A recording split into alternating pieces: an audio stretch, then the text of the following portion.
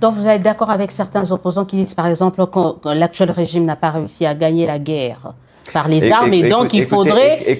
Le dialogue est devenu vital, indispensable, nécessaire. Attention, parce que d'abord cette forme de présentation des régimes, la guerre n'est pas la guerre du régime, c'est la guerre qui est faite au Congo.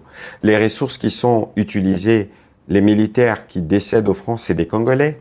C'est des militaires qui n'appartiennent à aucun régime. Cette manière de voir le chose, justement, c'est ça aussi il faut arriver à interroger les patriotismes des uns et des autres. Moi, je veux bien qu'on ne nous aime pas. Ils sont peut-être lucides, c'est une évidence. Non, il n'y a aucune lucidité lorsque vous pensez... On n'a rien récupéré en 3 ans. Madame, s'il vous plaît, je vous ai dit tout à l'heure, il faut cesser d'avoir une vue simpliste de ces sujets. Le président Tshisekedi aurait pu faire le choix de la complaisance comme par les passés. De laisser les Rwandais continuer ses aventures dans notre pays, de laisser les Rwandais piller nos ressources comme ils étaient, mais là, on a fait le choix d'en finir une fois pour toutes. Ça prend certainement du temps, mais nous sommes dans une dynamique qui va nous permettre de régler la question de manière définitive. Eh bien, ceux qui pensent qu'ils peuvent se frotter les doigts de cette situation, d'abord, ils ne sont pas véritablement congolais au sens du terme, non pas au sens de l'esprit. Parce que lorsque vous êtes vraiment congolais, que vous tenez à votre pays, ce qui importe pour vous n'est pas d'abord ce que vous appelez entre guillemets régime.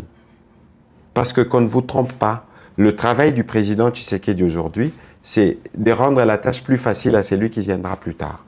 Et si cette question était réglée avant, si on avait pu nous restructurer, construire une armée véritablement républicaine, on ne ferait pas face à toutes ces situations. Et donc il faut, dans les chefs de certains, une certaine humilité, et il ne faut pas oublier que même si vous n'aimez pas le président Tshisekedi ou son gouvernement, mais il ne faut pas que votre haine de ce que vous appelez régime, entre guillemets, dépasse votre amour pour le Congo et le Congolais. Parce que si vous êtes animé d'un esprit patriotique envers le pays, envers un altruisme envers le Congolais, vous ne pouvez en aucun cas tolérer ou digérer ce qui se passe dans l'Est actuellement.